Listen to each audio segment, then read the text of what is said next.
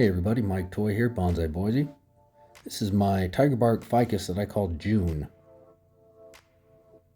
She's an S-shape tiger bark ficus, and today I'm going to be repotting June and doing some pretty big cuts. I'm going to try to correct some reverse taper that she's got.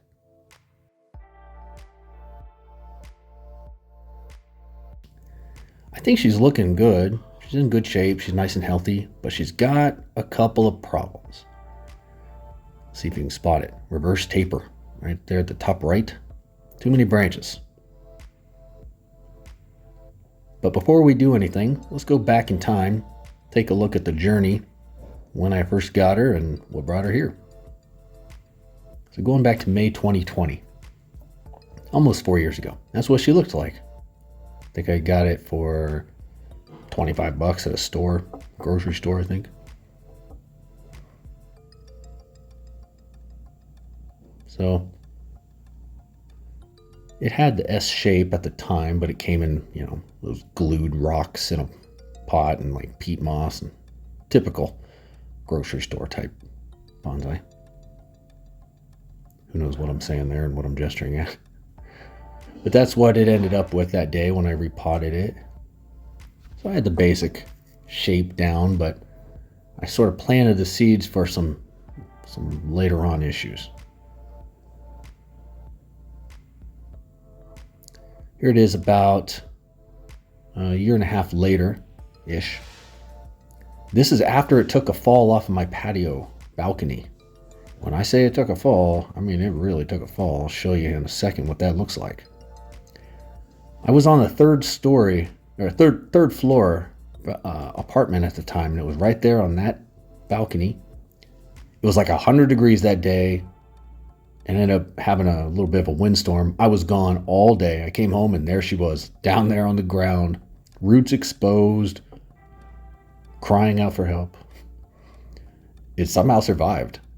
So I freaked out, rushed down there, put it in a pot, and just kind of babied it for a while. It ended up with this weird lean. It sort of settled funny as a result. So you can see I have a little makeshift crutch there that I'm holding it up there. It's injured. So it survived that. I don't know how. 100 degrees, roots exposed, but it did. And then here it is last year. So about 2 years after that. And this is where I start to realize there's some reverse taper issues in there. And I make a few big cuts at the time. I'll show you some of those cuts here. So that's one of them. Growing on the inside of the curve. It's never really good. Got rid of that.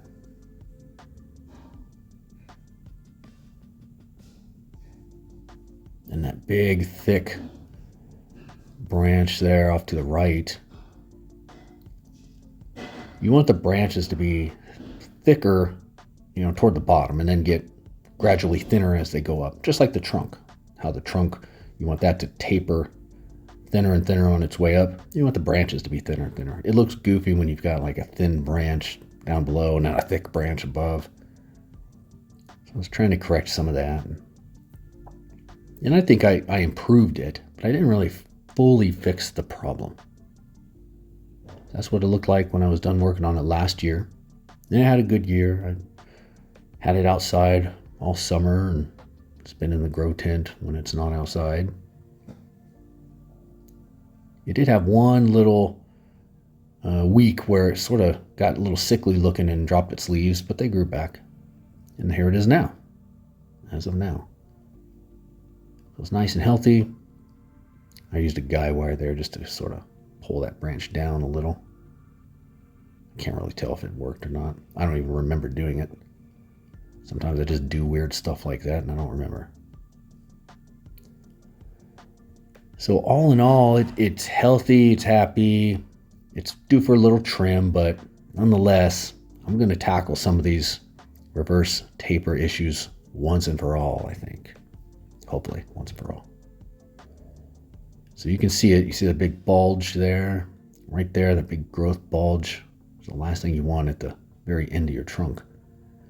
And then there's really 3 branches in the middle, those 3 right there. somebody has to go. See if I can get it to focus here. So you can see, I'm just not thrilled with it. And I'm looking ahead a little bit too. It may not look terrible today, but I'm looking ahead and I'm kind of looking at where it came from and I see where it's going. It's only going to get worse. So let's see if you can figure out which one I'm going to get rid of. No cheating. I know it's on the picture of the video on YouTube. But I've got to decide here between one or more of these branches.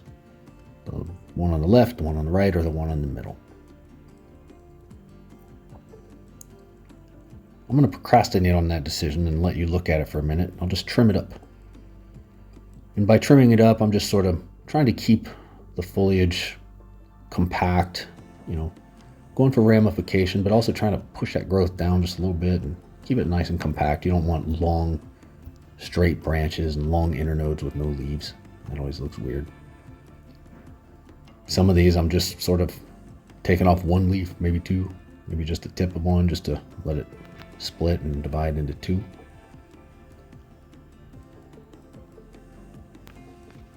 But a little bit more of behind my thinking on which branch to get rid of when I finally get to it here. I'm not thinking about how it's going to look right now. It's going to look goofy no matter what I do. Whichever one of those I get rid of, it's going to look a little weird for a while it fills in. I'm trying to look down the road. So with keeping that in mind, I'm trying to figure out which of these branches, one or two of them, are best suited, for the long term. Position wise and also thickness wise, because same thing where I don't want it to be thicker than a branch in front of it.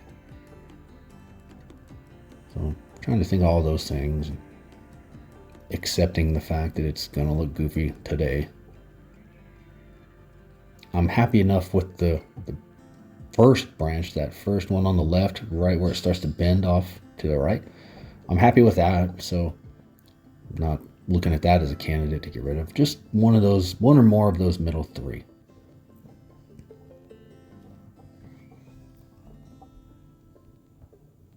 Tough decision.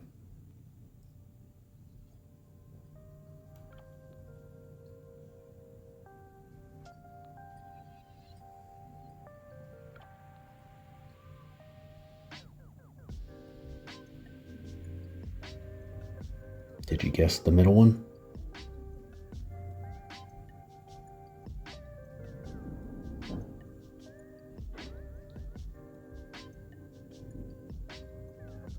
There it goes.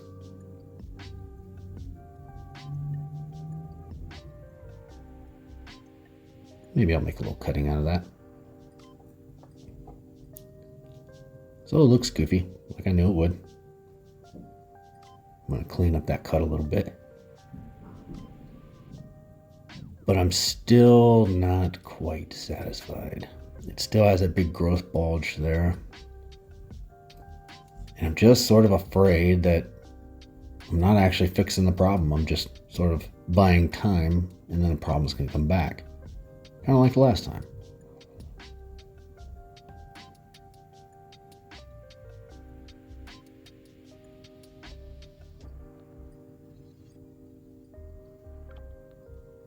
So that being said, I decided to get bold again.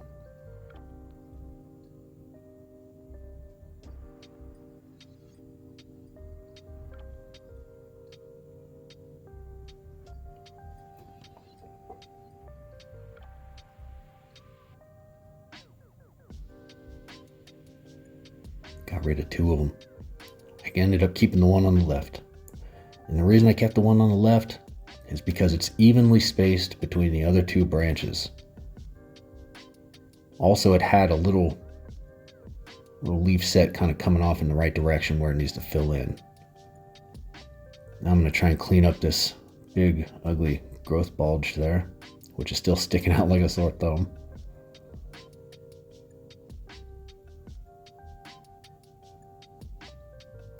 Usually it takes some fine tuning, but in this case, just a couple of big bites out of it and sort of magically looks right. That's a first for me. I'm actually sort of surprised as I did it, and I'm looking at it, I'm like, oh, that actually looks just about right.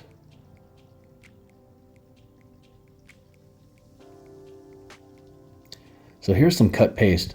If you watched my video last week, you see I used this on my other tiger bark ficus and it ended up turning black. It did its job, but it's turned black. And somebody left a comment and said I used too much of it, which I didn't even think of because I don't know how to read Japanese. It probably says that in the instructions, but so I used less this time. Because even if it does turn black and look a little ugly, it does work. So that's what matters for now. So now that I fixed that problem, I'm gonna make the remaining little cuts here. I didn't want to get too in the weeds making cuts until I knew which branches I was keeping. So you can see it's got that big bald spot right in the middle.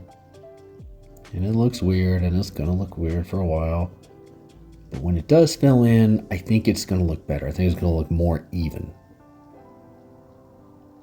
In the meantime, let's get this thing in some new soil. The soil's kind of gross looking and roots popping out.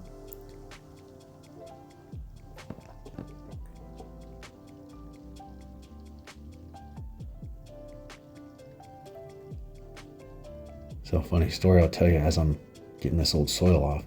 Normally I'll do this and then I'll put it in a bucket of water and let it sit. And I'll take a cream stone and I'll clean off the pot. If you don't know what a cream stone is, definitely do yourself a favor and get one. They're like $20 on Amazon. It's just a little, it looks like a sandstone, but it cleans bonsai pots like magic. Just water is all you need. Just spray a little water on it, clean it off with the cream stone. It's amazing how well they work. You can clean tools with it, rust off of tools, makes your pots look brand new.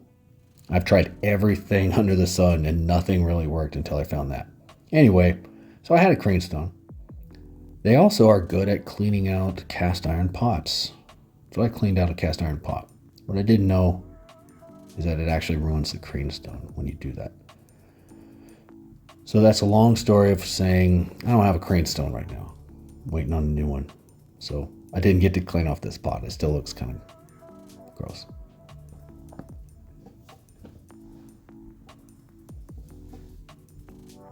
The roots are kind of weird.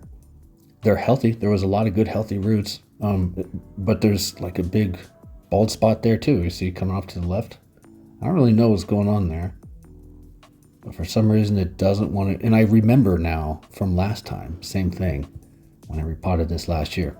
It just doesn't want to grow roots to that side. But I will share one trick that I've tried on a Ficus benjamina. I just bought a bag of verticulite. Hope I'm remembering the right name for that. I don't normally use it, but I was trying to get some roots around the base of the trunk, some nabari, and I put a little bit of verticulite around just the base, and it worked like magic. New roots coming out of the base of the trunk all over the place. So I might start doing that. I actually forgot to do that in this tree's case until just now when I was talking about it. But I'm going to do that on a few other trees and see if it was just a happy fluke or if it's actually a good method to use. If you tried it, let me know if it worked. Yeah, so there it is. So the pot's still pretty decent shape. It's a little dirty on top though. I would have liked to clean it off if I had my cream stone. This soil mix it's kind of a newer mix for me. It's, I'd say half and half new mix. It's my old mix, which is perlite, pine bark, and safety absorb, and a new mix, which is academa, volcanic rock, and pumice.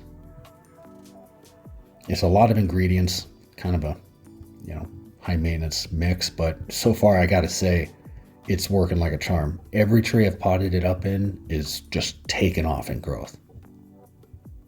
So it might be worth the effort.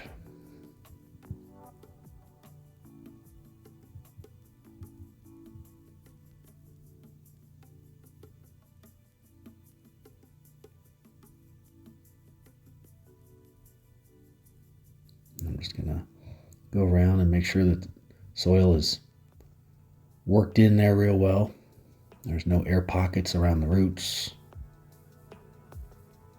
There's no air pockets in general. I always take a fast forwarded clip of me watering it down like this, but the truth is I probably rinse it out 10 times more just off camera. I take it down to the sink and really give it a good rinse there too, and I'd recommend doing that. As soon as you think you got it all the way rinsed out and it's no more cloudy water coming out, give it a good tap, rinse some more cloudy water will come out. So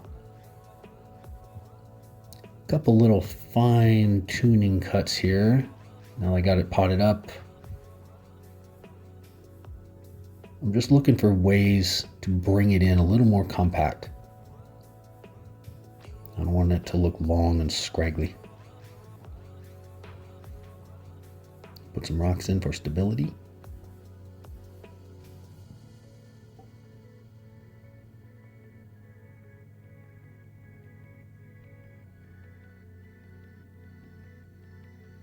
So there it is. It's going to be in a little bit of an awkward phase for a while. And that's okay. I'm okay with it. Give it some time to fill in that little bald spot there in the middle rightish area. Hopefully it will, and not be stubborn about it. When it does, and in the end, I think it'll be very worth it, because you can see that the taper is much better now. I probably could have taken a little more of a bite off of that right side there, closer to the middle branch. But compared to what it was, it's much better. That taper starts to make sense.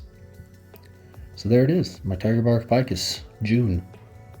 Appreciate you watching. Please like and subscribe if you haven't yet. You can see updates on this and on its sister tree and on other trees. I've got a whole lot of them. Have a good rest of your night, everybody.